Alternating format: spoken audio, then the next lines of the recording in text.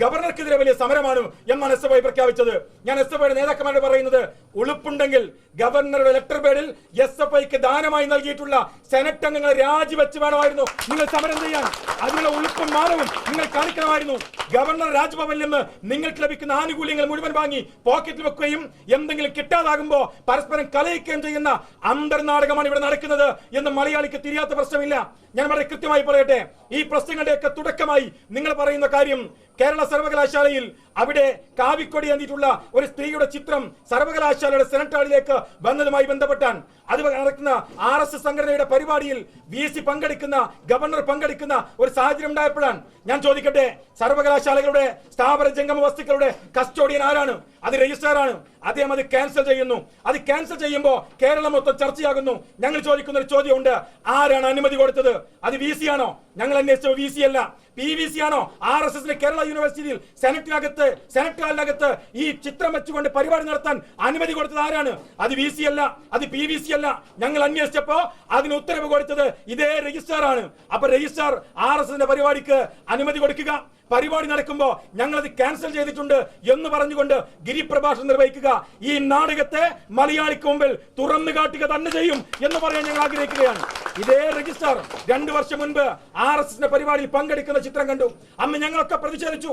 അന്ന് മൗനമായിരുന്നു SFI. മാത്രമല്ല, ഈ രജിസ്ട്രാർ RSS പരിപാടിക്ക് ഈ സെനറ്റ് ഹാൾ കൊടുക്കുന്ന സമയത്തും SFI മൗനമായിരുന്നു.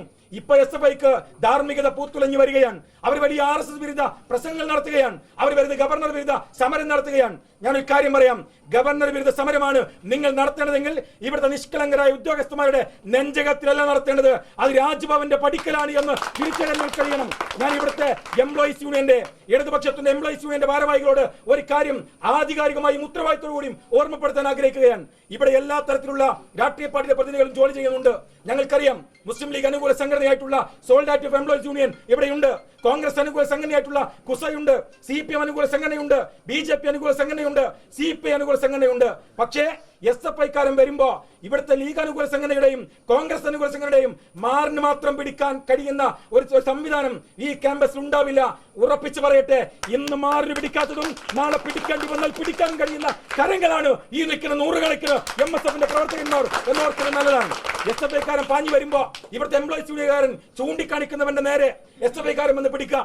അവർ പൊന്നാനിയിൽ നിന്നോ അതല്ലെങ്കിൽ മറ്റേതെങ്കിലും നിലമ്പൂരിൽ നിന്നോ ദൂരസ്ഥലത്ത് നിന്ന് ബസ് എടുത്ത് വരിക, എന്നിട്ട് ഇവിടുത്തെ പാവപ്പെട്ട ഉദ്യോഗസ്ഥന്മാരെ ആക്രമിക്കുക, എന്നിട്ട് ബസ് കയറി തിരിച്ചു പോവുക. ഒരു പക്ഷേ വെന്ന SFIക്കാരെ കിട്ടിയില്ലെന്ന് വരാം, പക്ഷേ കാണിച്ചു കൊടുത്ത CPMന്റെ എംപ്ലോയീസ് യൂണിയൻ നേതാക്കന്മാർ നിങ്ങൾക്കായിരിക്കും അതിനെ തിരിച്ചടി കിട്ടുക എന്ന് നിങ്ങൾ ഓർക്കുന്നത് നല്ലതാണ് എന്ന് ഞങ്ങൾ പറയുകയാണ്. ഒരു പക്ഷേ ജനാധിപത്യ സംവിധാനത്തിൽ നടക്കുന്ന തിരഞ്ഞെടുപ്പുകൾ നടക്കുന്ന ഇവിടുത്തെ എംപ്ലോയി സംഘടനകൾ ജനാധിപത്യത്തിൽ പ്രതിഷേധിക്കുന്ന ഒരിടമാണ് സർവകലാശാല. അവിടെ നിങ്ങൾ RSSന്റെ പേര് പറഞ്ഞ്, ഗവർണറുടെ പേര് പറഞ്ഞ്, ആ മറ മാത്രം പിടിച്ച് ബാനർ മാത്രം അത് എഴുതിയിട്ട് നിങ്ങൾ എന്ത് ഗുണ്ടായിസവും നടത്താമെങ്കിൽ കഴിഞ്ഞ കാലങ്ങളിൽ അത് പ്രതിരോധിച്ചിട്ടുണ്ട്, വരും കാലങ്ങളും അത് പ്രതിരോധിക്കുക തന്നെ ചെയ്യും. ഇന്നൊരു പക്ഷേ ഇവിടുത്തെ പോലീസ് സന്നാഹങ്ങൾ ഞങ്ങളെ തടുക്കുമ്പോൾ ഞങ്ങൾ ഇവിടെ നിന്നത് ഒരു പക്ഷേ SFIക്ക് തുറന്നു കൊടുത്ത ഡോറ് ഞങ്ങൾക്ക് തുറന്നു കൊടുക്കാതെ പോകുന്നത് ഞങ്ങളുടെ ബലഹീനതയായി കാണണ്ട. ഇവിടുത്തെ സ്പെഷ്യൽ ബ്രാഞ്ച് ഉണ്ടെങ്കിൽ അവർ അന്വേഷിച്ചോ, ഞങ്ങൾ ഇങ്ങോട്ട് വന്നിട്ടുണ്ട്. ഒരു പക്ഷേ രജിസ്ട്രാറുടെ കസാരയിരിക്കുന്ന ആ സഖാവുണ്ടല്ലോ, അതുപോലെ ഒരുത്തൻ 4 വർഷങ്ങൾക്ക് മുൻപ് ആ കസാരയിൽ നിന്ന് തെമ്മാടിത്തരം ചെയ്തപ്പോ മാറിന് പിടിച്ച് ഈ നടു റോഡിലേക്ക് കൊണ്ടുവന്ന സംഘടനയുടെ പേരാണ് MSF എന്ന് പറയുന്നത്.